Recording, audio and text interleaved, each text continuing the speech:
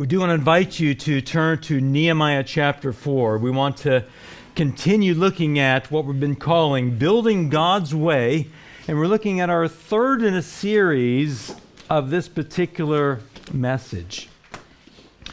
In just a moment, we're going to invite Katie to come and read part of the scriptures for us. We will be looking at least in some way, from verse 1 through the verse 23, which I believe is the entire chapter. But it all has one major theme. Now, I would like to think that I could say with hand on heart that I love everybody. Some people are harder to love than others, but I try to love everybody. I try. However, I don't like being around people who are full of themselves. You know what I mean? It's not a pleasant experience. I don't like being around a person who's always sad and negative. I know we all have our ups and downs, and this is life, but there's been people in my life in the past who seemed like no matter what, if the day was bright and sunny and you had money in the bank and everyone was healthy, they'd find something to moan about and be sad. I don't like being around a person who thinks they have all the answers. I don't like that kind of person either, being around them. I can love them, but I don't necessarily like being around them. And I don't like being around a person, particularly in my younger days, who thinks they are God's gift to the female gender. Yeah? Have we come across any of them type before? But, the worst person I don't like being around is the person who is always angry. Do you know anyone who is always angry? Angry at the world, angry at his boss at work, angry at his family, angry at the government, angry at the council, probably angry with himself or herself. Always angry. How do we respond to the angry person? Nehemiah chapter 4 deals with this thing of dealing with the angry person. And in the larger context, as we've been thinking about building God's way, as we proceed forward serving the Lord, and I think some of you had made a comment in this way, that Satan will bring all kinds of opposition, all kinds of problems, angry people of all sorts, your direction or our direction, and then the question is, what do we do? We're going to sort of break this apart and try to understand what God would have for us to learn from this and how to deal with issues and how to approach all these sorts of things. Now don't think this is only a church issue, because each one of us deals with angry people. All right? Okay, can we all agree with that? Yes. Wouldn't it be wonderful that if we could go on in our lives without dealing with the angry person? It's just not the reality. So we're going to look at the first 6 verses, which is what Katie looked at. And if you've got the notes to follow along with, we're going to sort of title this little section here, The Mental Threat. The mental threat in the first 6 verses.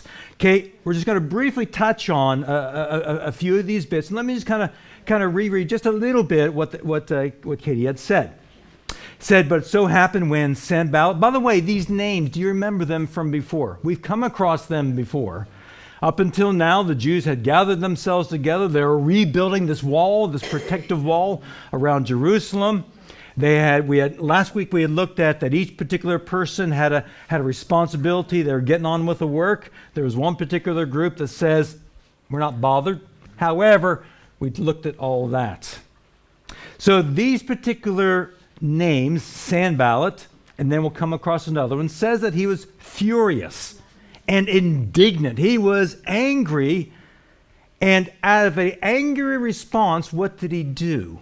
He mocked the Jews. He mocked them. He made fun of them. So I want us to think about this particular section, and I want us to think about a little bit about what an angry person does. An angry person.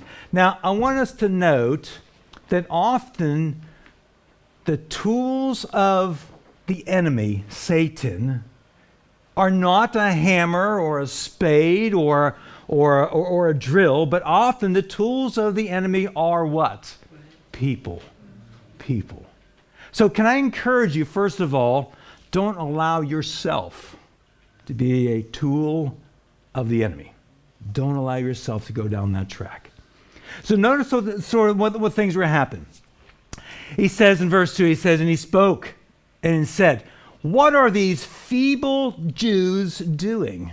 Will they fortify themselves? Will they offer sacrifices? Will they complete it in a day? Will they revive the stones from the heap of rubbish, stones that are burned? There's several things that happen there. We're just going to kind of tick through them really quickly. But first of all, he was mocking their physical strength. He called them what? Feeble Jews. Why, these lot, they're so weak they couldn't do anything if they tried.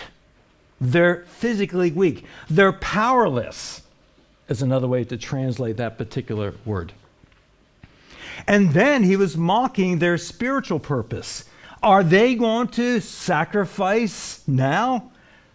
Are they going to have the security to be able to offer sacrifices like in the old days? He was mocking their spiritual purpose. But then he was mocking even the possibility of doing it. Are these lot going to raise these stones from the dust? Now it's interesting. That last little phrase there, that last sentence out there, will they revive the stones from the heaps of rubbish? Now, the word rubbish, don't think of discarded milk cartons and that sort of stuff. He's talking about how that when the Babylonians would have come, they would have destroyed the wall, that these and then set fire. Because it was made of limestone, it would have degraded, and so the stones would have broken. It would have developed a massive amount of dust, rock dust on the floor.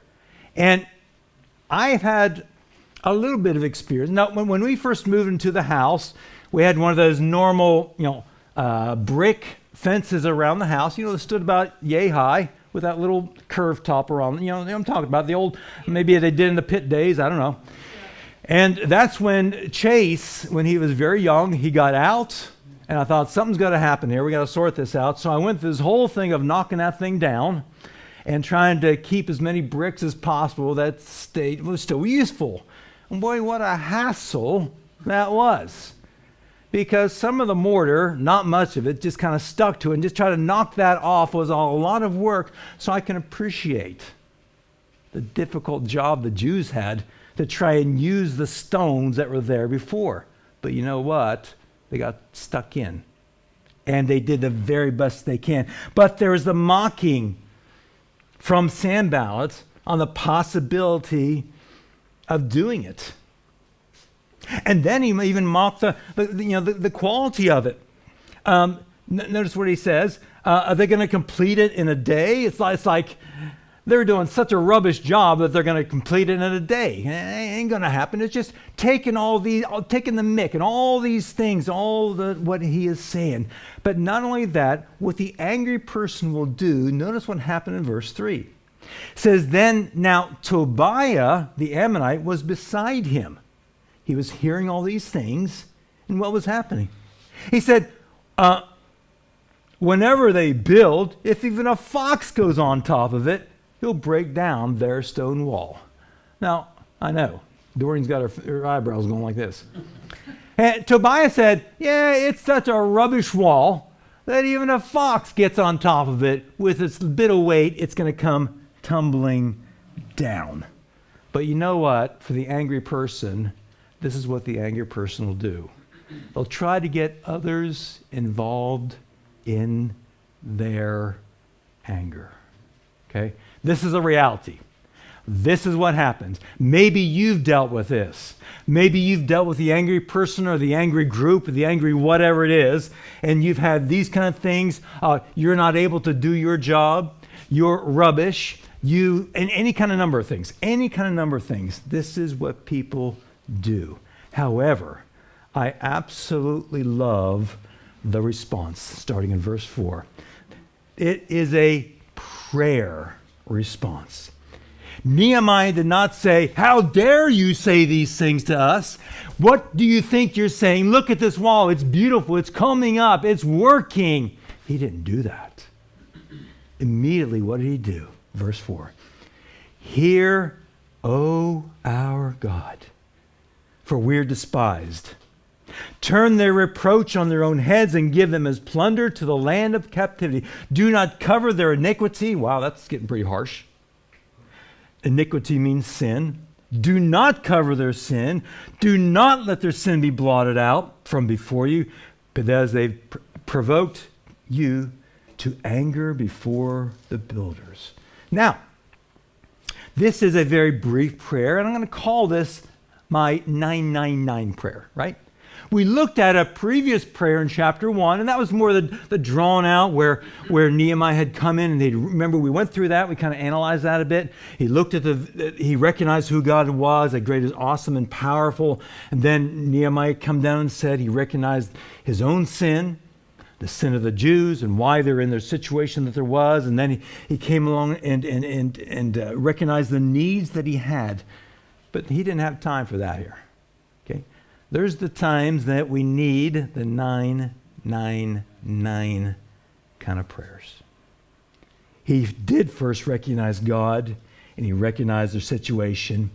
But more importantly, now here's where the rubber meets the road, as we say. When the angry person comes to us as a church, or to you as a person, or to you as a family, do you say, "I'm going to get that person in the first instance"? Is that how we respond? Do we respond back in anger?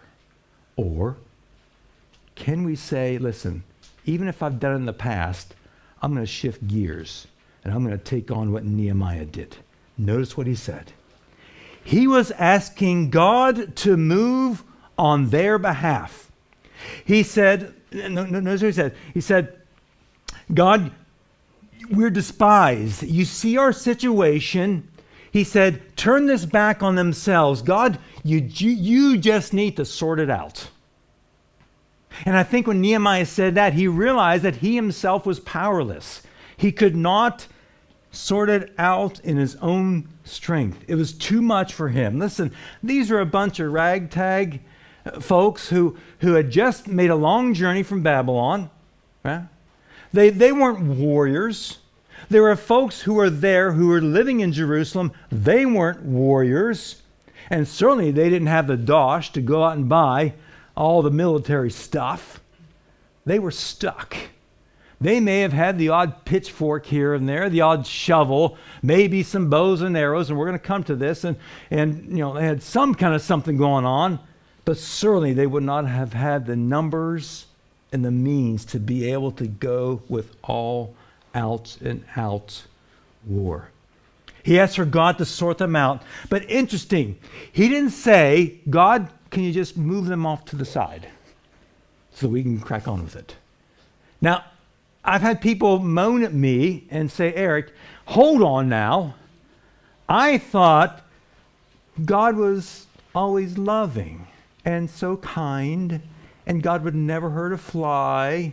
And what happened to this thing of turn the other cheek?" Right? Is that a reasonable question? That's a reasonable question.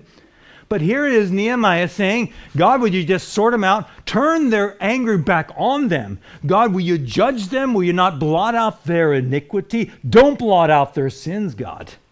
Wow. What is going on here? What's going on? Well, is this the first time that Sanballat had said something, had tried to attack them verbally, physically? Is it the first time? No. And that's going to be my answer.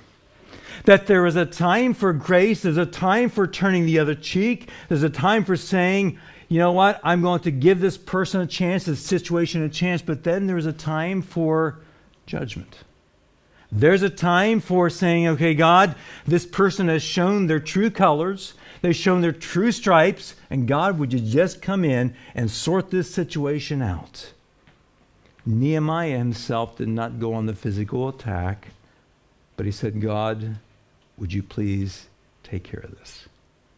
Okay, so what does this mean for us? Now, I realize we can have all different kind of situations, and I'm not going to say that one size fits all. Okay, we're not going to go there. We're not going to go there. However, we do need to have grace. We do when someone maybe verbally attacked you, maybe there needs to be an understanding of maybe this person has had a really bad day. Maybe there's something going on in their lives so that they would say something to you or do something to you to make that happen. But if it becomes a pattern, then God never calls us to be a doormat. God does not call us to be folks who are just willing to take verbal abuse or physical abuse. And it saddens my heart so much. I've talked to many women, particularly women, over the years, who, God bless them, they feel dedicated within the relationship they have, maybe their marriage that they have, but their husband is abuser, physical, mentally abuser. And as a wife, does God expect her to take that on an ongoing basis without any attempt to try and sort it out? My answer would be no. Sometimes we need to give a second chance, but just as in Nehemiah's case, this Sanballat has done this before. God, will you sort it out? Sort it out. Put his sin back upon him, and God, move him out of the way. But there is this prayer response, but then incredibly important, Nehemiah just doesn't leave it there. He goes on to a physical response. Notice what happened. After he got done praying that prayer, that God, they provoked you to anger. This is your work. This is what you are doing. And look what Sanballat and these lot are doing. Verse 6 says, so we built the wall.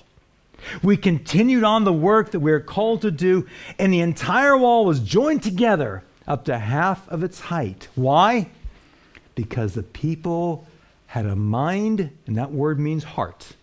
The people had a heart to work.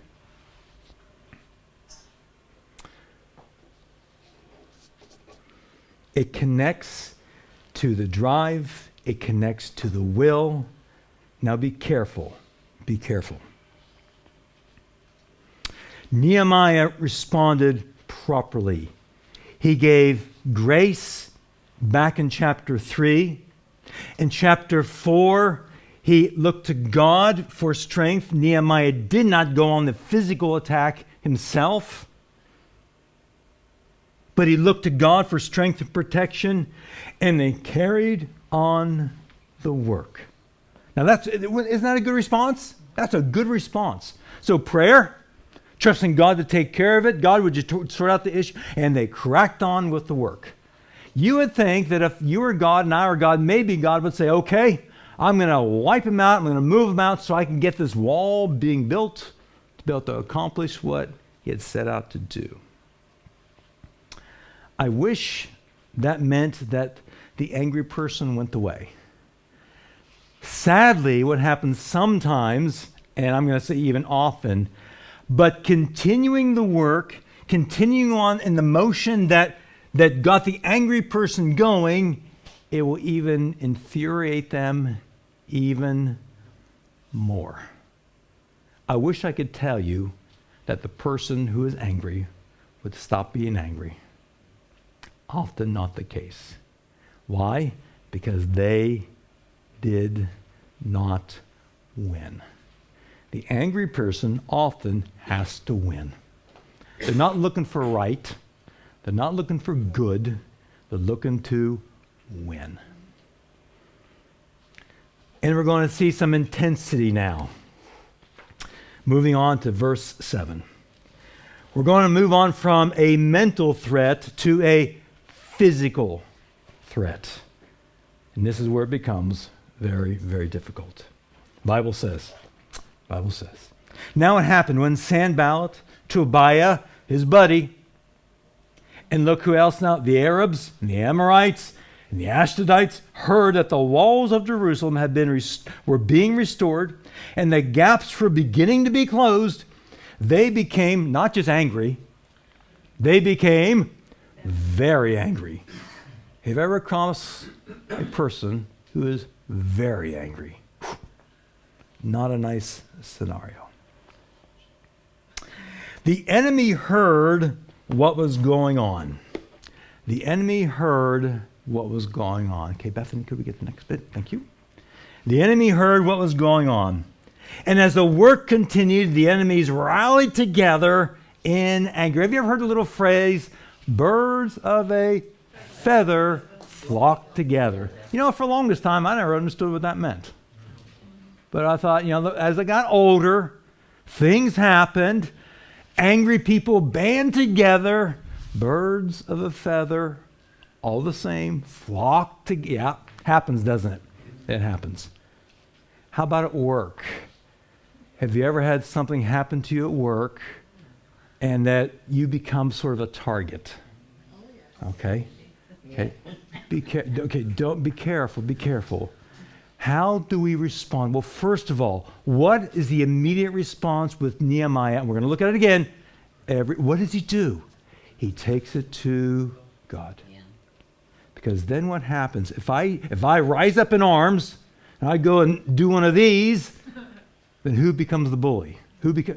I know maybe I was provoked, but I'm going to be put in the same category as the angry person.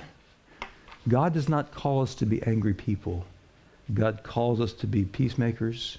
God calls us to be someone who can display love even in difficult situations. Jesus said something like this, didn't he? He said, listen, the person who is not a Christian, hey, they can be nice in good situations. That's easy. But for us to be willing to forgive, for us to be willing to work to be able to see a situation be resolved without us responding in anger and fighting and all this kind of stuff, that's supernatural. That's God working. Rosenton needs to see a people who will respond as we see in Scripture. Everyone responds in anger. Can we respond as God would call us to respond? Eric, that's not very easy. You're right. You are right. Why? Because we're all made out of the same stuff, right? Our initial response in our flesh is to do what? I want to get back at them. Yeah. The person who stole my trailer, I want to find him and I want to persecute him to the nth degree. Yeah? The little kid who made his mark in my driveway when I first poured that concrete, boy, that makes me so angry. I just want to take that bike and throw it out of the way, right? I'm not saying we should be wimps. I'm not saying that. But I am saying is that people have said things at times, and they say, how can you respond that way? I don't understand it. Hey, opportunity. How can you forgive? I couldn't forgive. Opportunity. As Jesus has forgiven me, he empowers me to be able to forgive. As Jesus loves me, who is unlovable because of my sin, I am able to love. Even the people who are hard to love. The enemy heard. The birds of a feather flock together. And hold on now. Look at this. Surprise, surprise. Look at his response. Once again, we have a prayer response. Nehemiah is the theme, isn't it? Is the theme. Verse 9. Nevertheless, we made our prayer to our God. Now, we don't have the prayer that he prayed, for sure. It would have been a 999 prayer, maybe even shorter than the previous one. Maybe like Peter saying, Lord, save me. Maybe one of those. I don't know. But the point is, Nehemiah's first port of call was not to rise up in anger, go and fight the battle, but to fight it on his knees in prayer. If we believe that our God is powerful, that our God can change things, that God can move and work in the hearts of people, why wouldn't prayer be our very first thing? Listen, prayer is much more than coming on a Sunday, Lord, we welcome. That's a good prayer. Prayer is much more than Sunday morning from 10:30 to 11:45 or whatever. That's important, but listen, it's important that Monday morning at 9 o'clock or whatever, when this thing happens. That's when it's important. That's when it's important. He responded to the immediate threat in his prayer. Notice what he says. Verse 10. Something sad happens. Notice what he says. So we set a watch against them in verse 9. We set a watch against them day and night. Then Judah said in verse 10, the strength of the laborers is failing. And there's so much rubbish, so much of this dust, these rocks, that we're not able to build the wall. And our adversaries said, they will neither know nor see anything till we come in their midst and kill them and cause the work to cease. Sadly, because of everything that has happened from the enemy, their spirit is weakened. Their spirit's weakened. Isn't that normal? Isn't that normal? When the angry person comes and says things and accuses and attacks either a group or an individual, it's heavy, right? It's discouraging. You think, what's the use of trying to carry on? Yeah? What's the use of trying to do a good job at work if I'm being attacked? What's the use of trying to serve the Lord in Rosington when stuff is coming our way and the enemy's throwing darts? What's the point? There is a point. There is a point. Because we need to recognize it, as some of you mentioned in our WhatsApp chat, we need to recognize that the attacks of the enemy are real. Listen, we're making Satan upset, okay? With what God is doing through you in Rosington, and Satan is being upset. And that's okay with me. Okay, doesn't make it easy, but that's okay. But their spirit was weakened, that in Nehemiah's group. Through all the things that were happening, all the things that I was this morning, as I was kind of getting my mind into what we were doing today. There's all kinds of examples in history, because we are dealing with the thoughts of war and so forth, and this with Remembrance Sunday. Psychological warfare is a thing. Yeah? There's much effort and attempts to be able to send messages out to the people of you are following a corrupt government, to send messages to try and weaken their spirit. Okay? And when the spirit is weakened, the desire to continue on lessens. Verse 10 says that their physical strength was failing. There's a massive effort to try and get this wall built, and physically they were getting tired. Their confidence was weakening. Verse 11 and 12 shows that it's almost like they were feeling a failure in the work that they were doing. Here's the reality, okay? Dealing with the angry person or the angry group. God created us body and soul. Stuff you can see and stuff you can't see. Listen, one influences the other. And this one influences this. Be careful on how you take care of your body. Take care of your body. That influences your spiritual condition. Listen, be careful on how you take care of your spiritual condition, your psychological condition, because that influences your physical body as well. And this is the battle that they were facing. They had these words thrown at them. They were physically being tired. They were being discouraged in the work. However, we're not going to leave it there.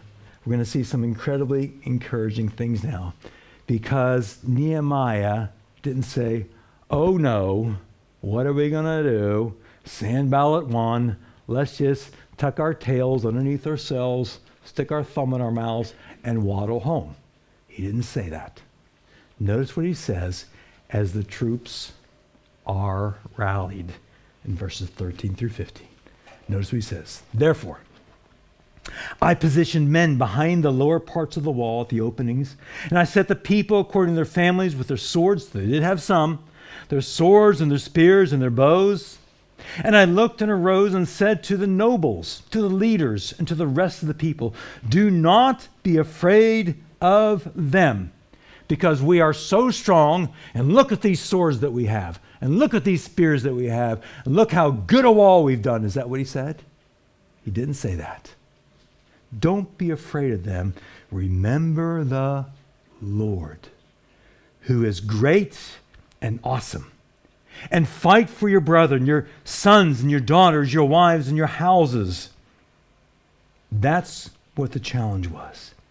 And it happened when our enemies heard what was known to us, that God had brought their plot to nothing, that all of us returned to the wall, and everyone to his work. Nehemiah rallied the troops. Nehemiah said, do not be fearful. Remember the Lord, who is great and awesome, the one that we have prayed to all this time. He is the one who will protect us. And can I tell you, please, I've been through many a thing in the years, okay? And we're going through some stuff even now, okay? It works, recognizing the strength and power of our God. He loves you, and he wants to provide that protection and that safety for you. Now, I'm not going to say you're not going to be a target of attack again, but I am saying here's a way to approach it. Let's not pull out our hair. Let's not give up the plot. Let's not quit. Let's say, I recognize the enemy, the work that the enemy wants to do against my family, against my home, against my church, against me as an individual, but I'm going to trust God. And I'm going to do everything that I can to continue on and saying, God, I'm your child. You know where I am. You know the situation we are in, just like Nehemiah prayed. And God, you've got to sort it out. That's the theme of this entire chapter. But notice what Nehemiah did. Nehemiah didn't say, okay, well, I prayed about it, and that's all I'll do. Praying is good. That's the first thing he did. But he set people at the weak points with the walls, with swords, with bows, with spears. He was doing practical stuff as well, and that's important. That's important. And he said, God who had brought, because the enemies had recognized that God who had worked on the behalf of the Jews brought their plot to nothing. Nehemiah was given credit to God for all that was doing. Now, from verses 16 through 23, we're not going to read that for time's sake. Verse 16 through 23, let me just read you a couple of verses, and then we'll continue on and finish up for today.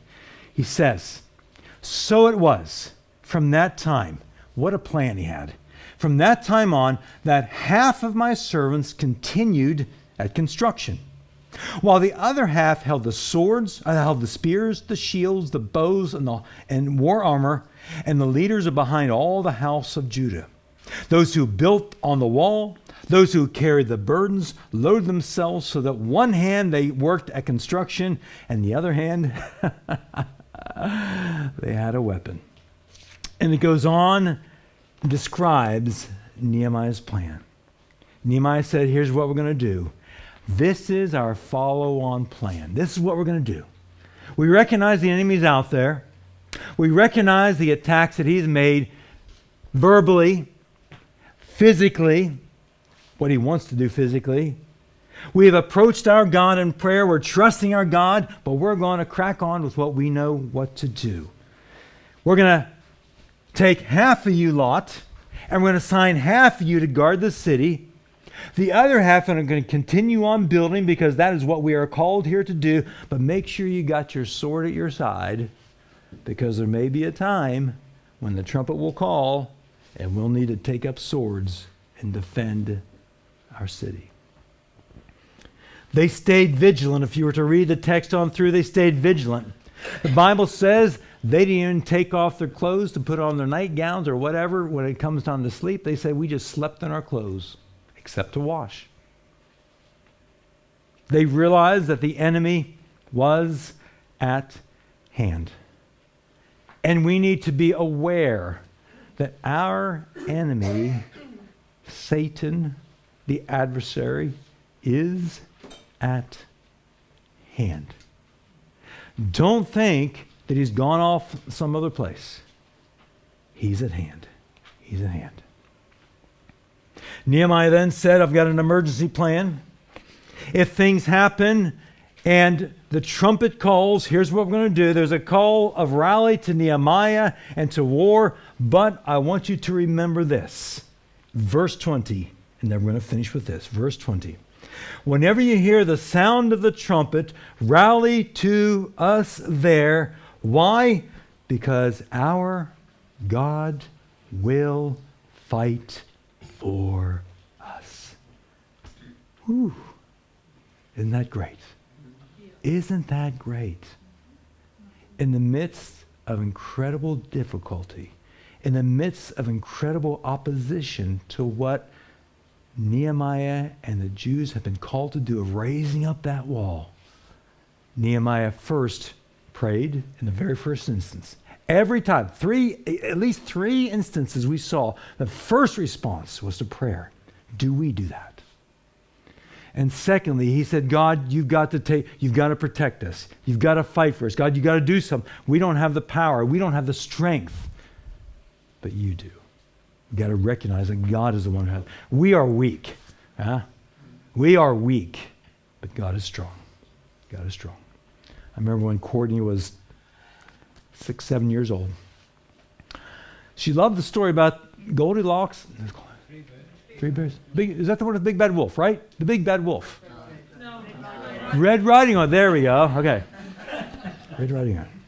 Maybe it was the three. I care. There was some. Oh no, it was a huff and a puff and a blow your house down. Which one's that? Three little pigs. Right. Okay. Three little pigs. That one. And we read the same story again and again and again. And now Courtney liked it. But she was scared of the big bad wolf. She thought the big bad wolf was going to come in and get her. You got, as a 6 year, you're running these things in your mind. I said, listen, Courtney, you got to remember that okay, the big bad wolf. It's kind of like, Satan is this strong. Unfortunately, we're this strong. We're this strong. Satan is this strong. Unfortunately, isn't that sad? Satan is strong. However, God's strong. God's going to beat the big bad wolf every time. Every time. Okay? So our trust needs to be in God, just like it was in Nehemiah. When the enemy comes, when the angry person approaches you, when things come against you, don't throw up your hands, except like this. We're going to pray. We have to trust God, but we're going to plow on.